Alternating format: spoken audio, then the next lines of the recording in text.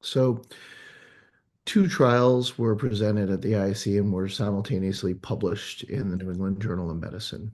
And those two trials evaluated the potential value of performing thrombectomy, which is removal of a blood clot from an artery, in either medium or distal vessel occlusions. So, briefly, by background, we have overwhelming evidence that if the artery that's blocked is one of the main arteries, the ICA or the M1, that in randomized trials, or the basal artery now, that there's benefit to removing those clots and the patients do much better. And in fact, the impact of those treatments is tremendous. It's number needed to treat in between 2 and 3 for benefit. It's among the strongest treatments that exist in medicine.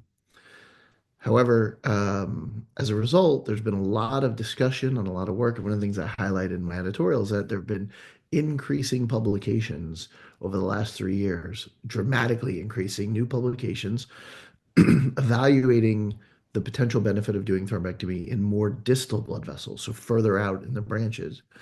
And those publications almost exclusively, not completely, but almost exclusively, speak to the signal towards benefit of doing this. But none of them are prospective randomized trials. They're observational data sets, or they're subgroup analysis of prior randomized trials. So, for instance, sort of the most meaningful one was an assessment in the Hermes data set, which was a collection of 5 randomized trials data, patient level data. And they looked at the patients that had M2s in that cohort, in particular in the patients that had dominant M2s, so M2s that fed a large amount of the territory. There was clear benefit in that population. But again, this is a post hoc analysis. So these trials looked to prospectively evaluate this. And they looked at there was one trial called Distal, which was primarily a European trial, and one trial called Escape Mevo, which was North American and European enrollment, run out of Calgary with the group there that ran one of the original trials called Escape thrombectomy. And these trials didn't show benefit for thrombectomy.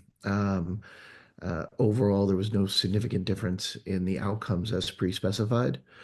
There was a signal for mortality in the Escape Mevo trial, although not in the Distal trial, meaning that there was a suggestion of possible more deaths at the follow-up point of 90 days in the Escape Mevo trial for the thrombectomy cohort.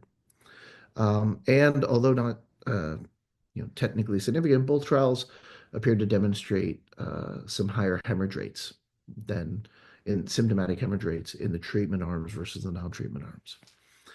And so this is important. I mean, obviously, right? It's being presented in the main session at IC. It's being published in New England Journal. These are important things. And these studies really have to sort of form the basis of any consideration or discussion around whether or not in the future one wants to or should consider doing a thrombectomy for a patient that doesn't have a classic large vessel occlusion, an occlusion of the ICA or M1 or basilar. And so that's what sort of this is all about.